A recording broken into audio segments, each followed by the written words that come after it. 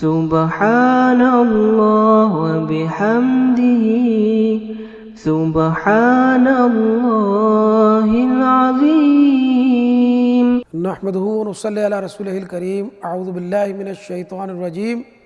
بسم اللہ الرحمن الرحیم۔ ناظرین اکرام، آج انشاءاللہ 23ویں تراویح ہے اور اس میں سورہ الاحقاف، سورہ محمد، سورہ الفتح اور سورہ الحجرات کی تلاوت کی جائے گی۔ سورہ الاحقاف یہ ایک مکی صورت ہے جو کہ 10 یا 11 نبوی میں اس وقت نازل ہوئی جب آپ صلی اللہ علیہ وسلم طائف سے مکہ پلٹتے ہوئے وادی نخلہ میں ٹھہرے تھے۔ تاریخی پس منظر اس کا کچھ اس طرح ہے کہ 10 نبوی میں نبی کریم صلی اللہ علیہ وسلم اور مسلمانوں کے لیے یہ سخت ترین سال تھا۔ 3 سال سے قریش کے تمام قبائل نے مل کر مسلمانوں کا بائیکاٹ کر رکھا تھا اور سب شعب ابی طالب میں محصور تھے۔ کسی قسم کی رسد ان تک نہ پہنچ سکتی تھی۔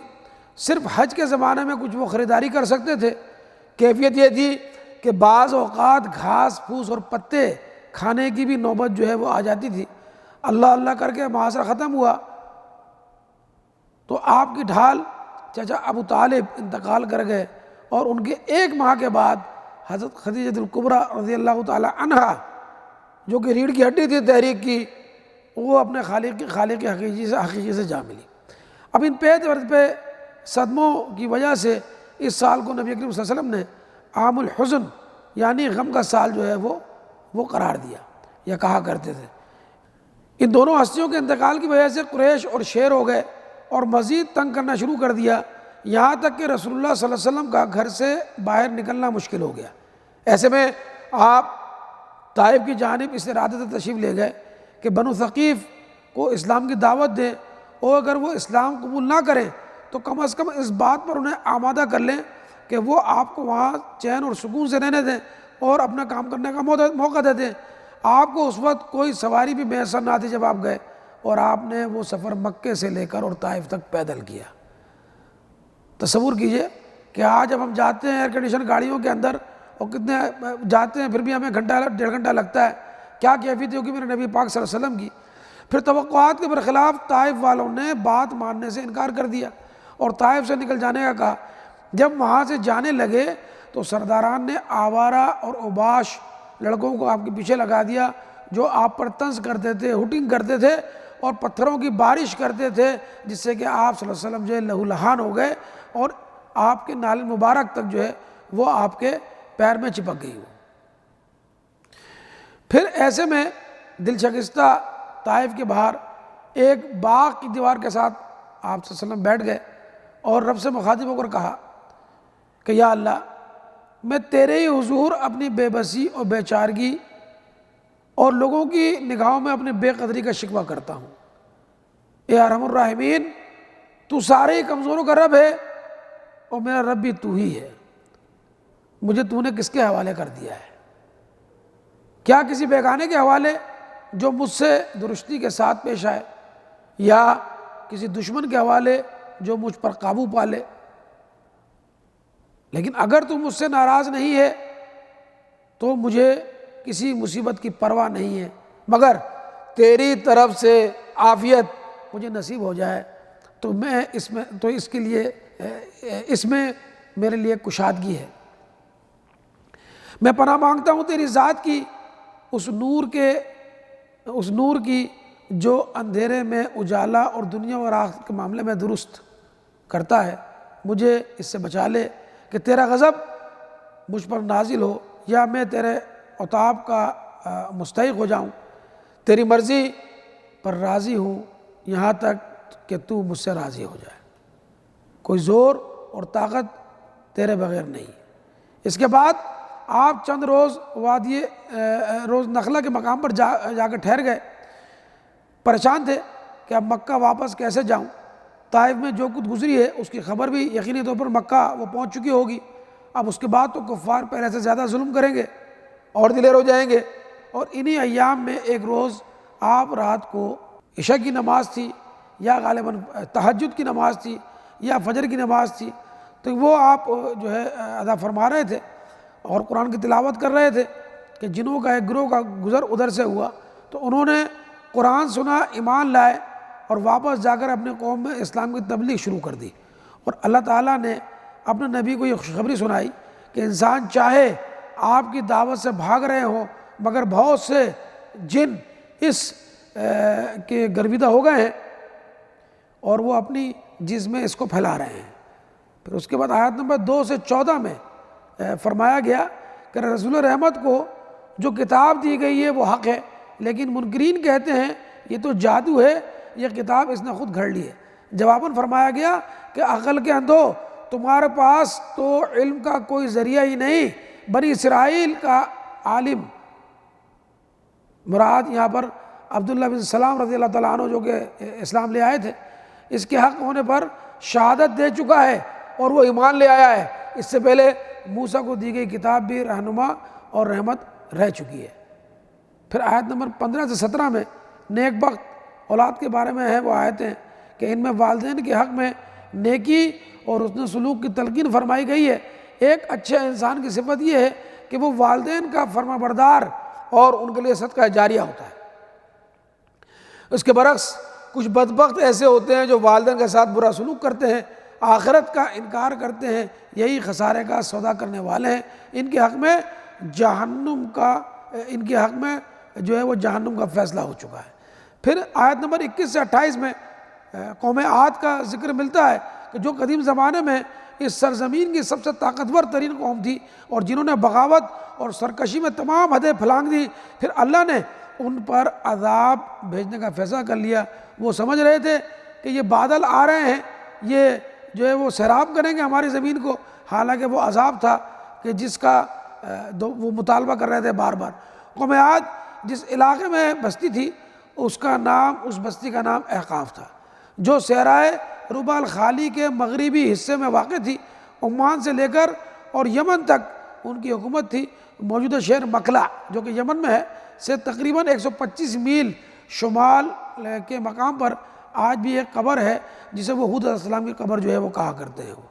پھر آیت نمبر 29 سے 31 میں جنات کا اسلام لانا، اس کا ذکر ملتا ہے کہ طائف سے واپسی پر نبی کریم صلی اللہ علیہ وسلم وادی نخلا میں کچھ عرصے ٹھہرے۔ وہاں پر فجر یا عشاء یا تہجد کی نماز میں آپ تلاوت قرآن فرما رہے تھے کہ جنہوں کے ایک گروہ کا گزر ادھر سے ہوا اور آپ کو قرات سننے کے لیے ٹھہر گئے، آپ کی قرات سننے کے لیے وہ ٹھہر گئے۔ اس موقع پر جنات حضور کے سامنے نہیں آئے تھے، نہ آپ نے ان کو محسوس فرمایا تھا، بلکہ بعد میں اللہ سبحانہ وتعالیٰ نے وحی کے ذریعے آپ کو مطلع کیا اور ان کو قرآن سننے کی خوشخبری دی آپ صلی اللہ علیہ وسلم کو کہ انہوں نے آپ کا قرآن سنا اور ایمان لے آئے ہیں۔ یہ مقام جہاں پر یہ واقعہ پیش آیا یا تو الزیمہ تھا یا پھر السیل الکبیر، کیونکہ یہ دونوں مقام وادی نخلا میں پائے ہیں۔ پھر آیت نمبر 35 میں جو کہ سورہ کا آخر ہے، اس میں نبی صلی اللہ علیہ وسلم کو تلقین کرتے ہوئے فرمایا گیا کہ اے نبی صلی اللہ علیہ وسلم صبر کرو جس طرح اولو العزم رسولوں نے صبر کیا، اور ان کے معاملے میں جلدی نہ کرو۔ جس روز یہ لوگ اس چیز کو دیکھ لیں گے جس کا انہیں خوف دلایا جا رہا ہے تو انہیں یوں معلوم ہوگا جیسے دنیا میں دن کی ایک گھڑی بھر سے زیادہ نہیں رہے تھے۔ اس کے بعد سورہ محمد کا آغاز ہوتا ہے۔ اس کے مضامین یہ شہادت دیتے ہیں کہ ہجرت کے بعد مدینہ طیبہ میں اس وقت نازل ہوئی جب جنگ کا حکم تو دیا جا چکا تھا مگر ابھی جنگ عملاً شروع نہ ہوئی تھی۔ تاریخی پس منظر اس کا یہ ہے کہ مکہ معظمہ میں خاص طور پر اور عرب کے سرزمین میں بالعموم ہر جگہ مسلمانوں کو ظلم و جو ہے ستم کا نشانہ وہ بنایا جا رہا تھا۔ ان پر عرصہ حیات تنگ کر دیا گیا تھا۔ مسلمان ہر طرف سے سمٹ کر مدینہ طیبہ میں جمع ہو گئے تھے اور مدینہ کو ایک چھوٹی سی بستی ہر طرف سے کفار کے نرغے میں گھری ہوئی تھی اور وہ اسے مٹانے پر تلے ہوئے تھے۔ مسلمانوں کے لیے دو ہی راستے تھے، یا تو وہ دین حق کی دعوت اور تبلیغ سے ہی جو ہے وہ ہاتھ اٹھا لیں اور یا پھر مرنے مارنے کے لیے وہ تیار ہو جائیں۔ تو اللہ سبحانہ وتعالیٰ نے ان کے لیے جو دوسرا کام تھا، عزیمت کی جو راہ تھی، اس کو پسند فرمایا۔ قیدیوں کے بارے میں احکام ملتے ہیں پہلے رکوع کے اندر کہ جنگ بدر قریب تھی اور اسلام کی پہلی جنگ تھی چونکہ ہونے والی تھی، لہذا جنگی قیدیوں سے متعلق کچھ احکامات اس صورت میں نازل کیے گئے۔ نمبر 1، پہلا حکم یہ دیا گیا کہ جنگ میں مسلمانوں کی فوج کا اصل ہدف دشمن کی جنگی قوت کو ختم کرنا ہے، یہاں تک کہ اس میں لڑنے کی سکت نہ رہے اور جنگ ختم ہو جائے۔ اس ہدف سے توجہ ہٹا کر دشمن کے آدمیوں کو گرفتار کرنے میں نہ لگ جانا چاہیے۔ پھر نمبر 2 جو ہے حکم ملتا ہے وہ یہ کہ جنگ میں جو لوگ گرفتار ہوئے ہوں ان کے بارے میں فرمایا گیا کہ تمہیں اختیار ہے کہ خواہ تم ان پر احسان کرو یا ان سے فدیہ کا معاملہ کر لو۔ اس سے عام قانون یہ نکلتا ہے کہ جنگی قیدیوں کو قتل نہیں کیا جا سکتا۔ پھر تیسرا رول یہ کہ اس آیت میں قتل کی صاف ممانعت بھی نہیں کی گئی، لیکن اگر کوئی خاص وجہ ایسی ہو جس کی بنا پر اسلامی حکومت کا فرما روا کسی قیدی یا بعض قیدیوں کو قتل کرنا ضروری سمجھے تو وہ ایسا کر سکتا ہے۔ یہ ایک استثناء ہے جسے بضرورت ہی استعمال کیا جائے گا۔ پھر اس کے بعد 4 چیزیں ایسی ہیں جو کہ احسان میں شامل ہیں۔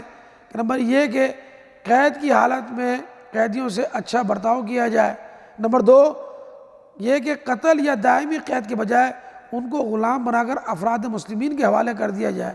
نمبر 3 یہ کہ جزیہ لگا کر ان کو ذمہ بنا لیا جائے، یا پھر یہ کہ ان کو بلا معاوضہ رہا کر دیا جائے۔ نمبر 5 نبی کریم صلی اللہ علیہ وسلم اور صحابہ کرام کے عمل سے یہ ثابت ہے کہ جنگی قیدی جب ایک حکومت کی قید میں آ جایا کرتے تھے، اس کی غذا، اس کا لباس، اگر وہ بیمار ہو جائے یا زخمی ہو اس کا علاج، یہ پھر حکومت کی ذمہ داری ہے۔ قیدیوں کو بھوکا ننگا رکھنے یا ان کو عذاب دینے کا کوئی جواز اسلامی شریعت میں نہیں ہے۔ کوئی خدمت لے کر چھوڑنے کی مثال بھی جنگ بدر میں وہ ملتی ہے۔ قیدیوں کے تبادلے کی متعدد مثالیں ہم کو نبی صلی اللہ علیہ وسلم کے عہد میں ملتی ہیں۔ پھر دوسرا رکن میں جنت کے جو انعامات ہیں وہ بتائے گئے۔ حضرت صلی اللہ علیہ وسلم سے کہا گیا کہ اپنے لیے بھی اللہ سے مغفرت طلب کریں اور مومن مردوں اور عورتوں کے قصور معاف کرنے کی بھی اللہ سے استغفار کریں۔ چوتھے رکوع کے اندر یہ جو ذکر ملتا ہے، وہ تیسرے رکوع میں جو ذکر ملتا ہے ہمیں وہ منافقین کے بارے میں ملتا ہے، اور ان کا انجام سے باخبر کیا گیا، بتایا گیا کہ یہ وہ لوگ ہیں کہ جن کو دنیا ہی میں اندھا اور بہرا کر دیا گیا ہے۔ جب ان کی موت واقع ہوگی تو فرشتے ان کی روحیں قبض کرتے وقت ان کے منہوں اور پیٹھوں پر مارتے ہوئے انہیں لے کر جائیں گے۔ اور رکن نمبر 4 میں اللہ حکم دیا گیا کہ اللہ اور اس کے رسول صلی اللہ علیہ وسلم کی اطاعت کی جائے، اور مومنین کو ہدایت کی گئی اس اطاعت سے منہ پھیرنا اپنے اعمال کو برباد کرنے کے مترادف ہے۔ فرمایا گیا کہ یہ دنیا کی زندگی تو ایک کھیل تماشا ہے، آخرت کے مقابلے میں اس دنیا کی حیثیت اس سے زیادہ کچھ نہیں کہ چند روز کا دل بہلاوا ہے۔ یہاں کی کامرانی اور ناکامی کوئی حقیقی اور پائیدار چیز نہیں ہے جسے کوئی اہمیت حاصل ہو۔ آخری آیت میں فرمایا گیا کہ اللہ اور اس کا دین تمہارے محتاج نہیں۔ اگر تم اللہ کے احکامات کی اطاعت نہ کرو گے تو اللہ کسی اور قوم کو چن لے گا۔ وہ قوموں کو چنتا ہے جب تک وہ اس کا حق ادا کرتے ہیں، اور وہ اپنی نصرت و تائید سے ان کی مدد کرتا رہتا ہے۔ جب وہ اپنے فرض سے کترانے لگے اللہ انہیں ذلیل و خوار کر دیتا ہے اور اس کی جگہ کوئی دوسرے طاقت دم قوم جو ہے وہ لے آتا ہے۔ اس کے بعد سورہ فتح شروع ہوتی ہے۔ روایت اس پر متفق ہے کہ اس کا نزول ذوالقعدہ 6 ہجری میں ہوا، اس وقت ہوا جب آپ کفار مکہ سے صلح حدیبیہ کا معاہدہ کرنے کے بعد مدینہ منورہ تشریف لا رہے تھے۔ تاریخی پس منظر یہ ہے کہ اس سورہ کا نزول کچھ اس طرح ہوا سن 6 ہجری کے اندر کہ نبی صلی اللہ علیہ وسلم نے خواب دیکھا کہ اپنے صحابہ کے ساتھ جو ہے مکہ مکرمہ تشریف لے گئے ہیں، اور وہاں پر جو ہے آپ صلی اللہ علیہ وسلم عمرہ ادا فرما رہے ہیں۔ چونکہ نبی صلی اللہ علیہ وسلم کا نبی کا خواب جو ہے وہ جھوٹا نہیں ہوتا بلکہ وحی کی ایک شکل ہے۔ چنانچہ تمام تر نامساعد حالات کے باوجود آپ نے صلی اللہ علیہ وسلم نے صحابہ کرام کو سفر کا حکم دیا اور کوچ فرمایا۔ اس سفر میں 14 تو صحابہ آپ صلی اللہ علیہ وسلم کے ساتھ تھے جو کہ جن کے پاس اسلحہ کوئی نہیں تھا سوائے ایک تلوار کے، جو کہ اس وقت رکھنا قاعدے کے مطابق جائز تھی۔ پھر یہ قافلہ حدیبیہ کے مقام پر اس نے پڑاؤ ڈالا جہاں سے آگے قریش نے اس کو آگے بڑھنے نہیں دیا۔ چنانچہ حضرت عثمان بن عفان رضی اللہ تعالیٰ عنہ کو مکہ بھیجا گیا کہ وہ جائیں اور ان سے جو ہے مذاکرات کریں، اور وہاں سے وہ پھر ساتھ میں جو ہے اپنے مکے سے ایک قریش کے ایک سردار سہیل بن عمرو کو وہ اس کو ساتھ لے کر آئے، اور ساتھ میں ڈیلیگیشن اس کا ساتھ میں آیا ایک مذاکرات کرنے کے لیے۔ چنانچہ کچھ ایسی شرائط کے ساتھ جو کہ معاہدہ ہوا جو کہ مسلمانوں کے بظاہر جو ہے نا وہ حق میں نہیں تھی۔ شرائط میں ایک یہ تھی کہ طرفین کے درمیان 10 سال تک جنگ نہیں ہوگی۔ نمبر 2، مسلمان اس سال واپس چلے جائیں اور اگلے سال عمرہ کرنے کے لیے آئیں۔ نمبر 3، قبائل عرب میں یہ اختیار ہوگا کہ وہ جس کے ساتھ چاہیں وہ قریش کے ساتھ چاہیں ان کے ساتھ حلیف بن جائیں، اور مسلمانوں کے ساتھ چاہیں تو ان کے ساتھ حلیف بن جائیں۔ نمبر 4، اس دوران قریش کا جو شخص بھی مسلمانوں کے پاس بھاگ کر جائے گا تو مسلمان اسے واپس کر دیں گے، اور اگر کوئی فرد جو ہے وہ مسلمانوں کا قریش کے پاس آ جائے گا تو وہ اسے واپس نہیں کریں گے۔ سورہ فتح کی پہلی ہی آیت میں اللہ سبحانہ وتعالیٰ نے اپنے نبی کو خوشخبری دی کہ انہیں اس معاہدے کے ذریعے فتح مبین عطا کی گئی ہے۔ جو شرائط معاہدے میں طے ہوئی تھی ان سے بظاہر ہمارے صحابہ کرام رضوان اللہ تعالیٰ علیہم اجمعین وہ محسوس کر رہے تھے کہ اس سے ہماری مسلمانوں کی سبکی ہوئی ہے اور وہ خوش نہیں تھے، لیکن رسول صلی اللہ علیہ وسلم نے اس موقع فرمایا کہ قسم ہے اس ذات کی جس کے ہاتھ میں محمد کی جان ہے، یقیناً یہ ایک فتح ہے۔ اور آیت نمبر 4 سے 6 میں ملتا ہے کہ ان آیات میں اہل ایمان کے دلوں پر سکینت نازل فرمانے اور ان کے ایمان کے افزائش کا تذکرہ کیا گیا ہے۔ مومن مردوں اور مومن عورتوں کے لیے جنت اور عظیم کامیابی کی خوشخبری عطا کی گئی ہے، اور مشرکین اور منافق مردوں اور عورتوں کے لیے اپنے غضب کی اللہ سبحانہ وتعالیٰ نے وہ نوید سنائی ہے۔ اور پھر اس کے بعد بیعت رضوان کا تذکرہ ملتا ہے آیت نمبر 10 کے اندر۔ حضرت عثمان رضی اللہ تعالیٰ عنہ کہ جب وہ رسول اللہ صلی اللہ علیہ وسلم نے ان کو قریش سے بات چیت کرنے کے لیے مکہ بھیجا تھا تو مسلمانوں کو ایک خبر ملی کہ عثمان ابن عفان کو انہوں نے قتل کر دیا۔ اس وقت رسول صلی اللہ علیہ وسلم نے کہا کہ ہم اس کا بدلہ لیں گے، جس کے لیے صحابہ کرام رضوان اللہ تعالیٰ علیہم اجمعین نے آپ کے ہاتھ پر وہ خون کا آخری قطرہ بہانے تک کی بیعت کی، اور نبی کریم صلی اللہ علیہ وسلم نے دوسرا ہاتھ اپنا جو ہے وہ اپنے ہاتھ سب کے ہاتھ پر رکھا، کہا کہ یہ ہاتھ جو ہے یہ عثمان کی طرف ہے۔ اسی بیعت کا تذکرہ جو ہے اللہ سبحانہ وتعالیٰ آیت نمبر 10 میں فرما رہا ہے یہاں پر۔ پھر آیت نمبر 11 سے 14 میں جو ہے ان منافقوں کا پردہ چاک کیا گیا جو بظاہر تو مسلمان ہو چکے تھے لیکن ایمان ان کے حلقوں سے نیچے نہیں اترا تھا۔ یہی وجہ ہے کہ جب حضور صلی اللہ علیہ وسلم نے عمرے پر چلنے کی منادی کرائی تو انہیں سانس سونگ گیا، اور مختلف ہیلے بہانوں سے ساتھ چلنے سے انہوں نے معذرت کر لی۔ وہ سمجھ رہے تھے کہ نبی صلی اللہ علیہ وسلم اور ان کے صحابہ یہ اب موت کے منہ میں جا رہے ہیں اور یہ کبھی واپس نہیں آئیں گے، کیونکہ صرف محض 1 سال پہلے غزوہ خندق کے موقع پر کفار کی مدینے پر چڑھائی وہ دیکھ چکے تھے، لہذا وہ خوفزدہ تھے۔ چنانچہ اللہ سبحانہ وتعالیٰ نے اس آیت کے ذریعے ان کا پردہ چاک کرتے ہوئے فرما دیا کہ یہ کہیں گے کہ ہمیں ہمارے اموال اور بال بچوں کی فکر نے مشغول کر رکھا تھا، آپ ہمارے لیے دعائیں مغفرت کریں۔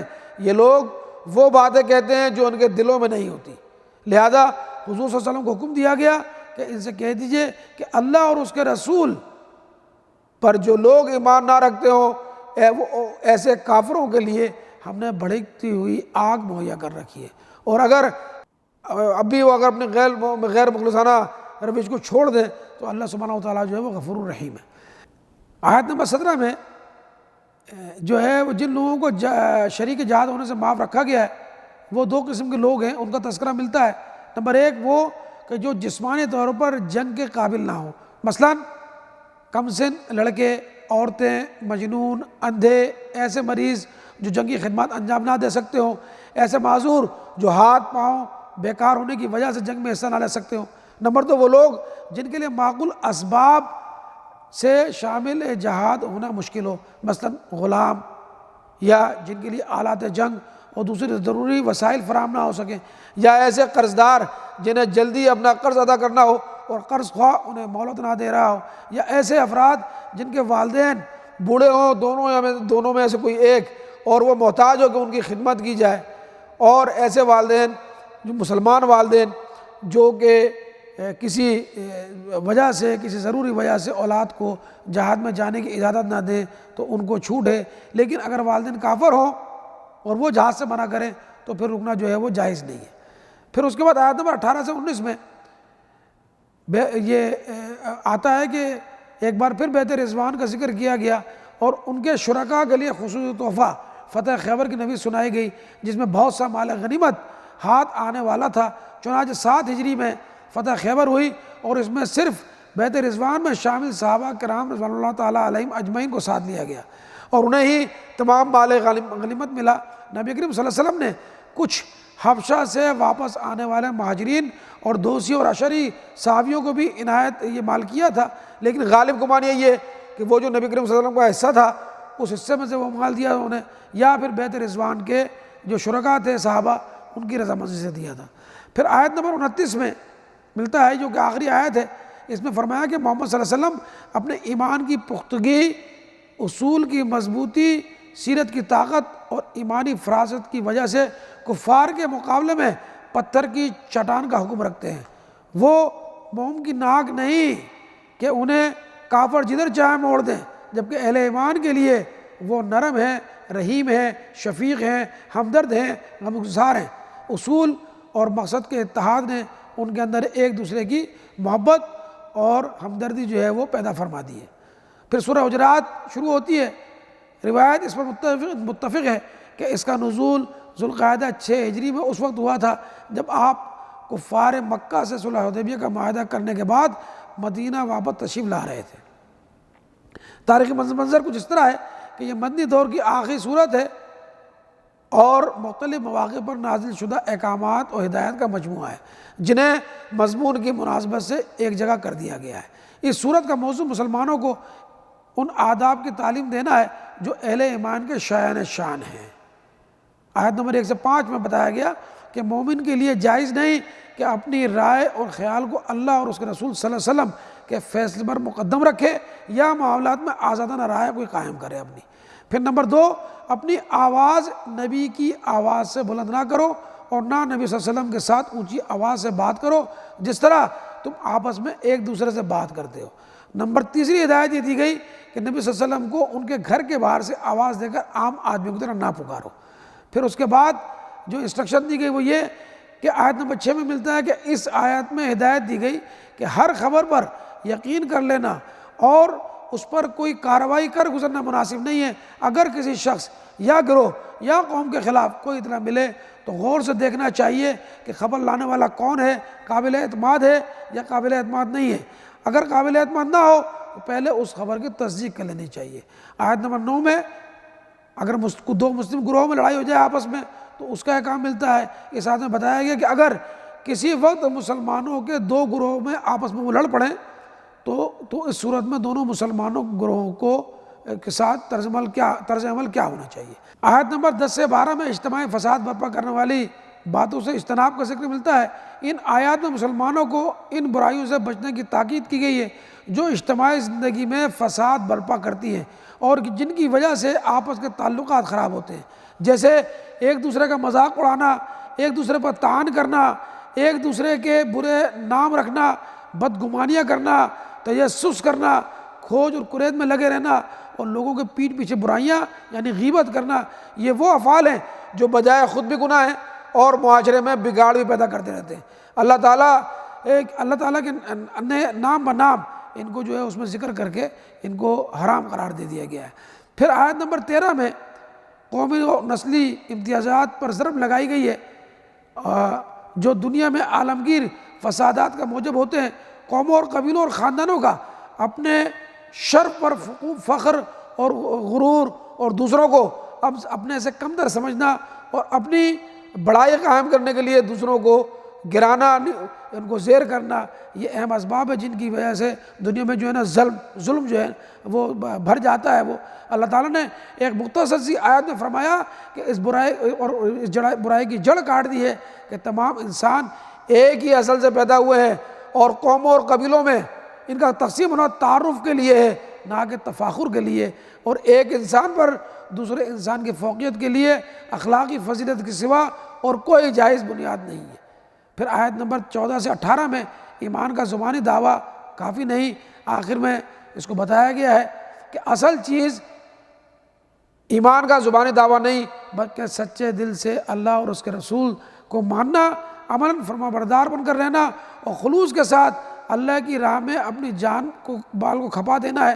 حقیقی مومن وہی ہے جو یہ روشی اختیار کرتے ہیں، رہے وہ لوگ جو دل کی تصدیق کے بغیر محض زبان سے اسلام کا اقرار کرتے ہیں اور پھر ایسا رویہ اختیار کرتے ہیں کہ گویا اسلام قبول کر کے انہوں نے اللہ پر کوئی احسان کیا ہے تو دنیا میں ان کا شمار مسلمانوں میں تو ہو سکتا ہے، معاشرے میں ان کے ساتھ مسلمانوں جیسا سلوک بھی کیا جا سکتا ہے، مگر اللہ کے ہاں وہ مومن قرار نہیں پائیں گے۔ الحمدللہ آج کی ہماری تراویح کا خلاصہ مکمل ہوا۔ انشاءاللہ العزیز 24ویں تراویح کے ساتھ کل پھر حاضر ہوں گے، ہمارے ساتھ رہیے گا۔ اللہ حافظ۔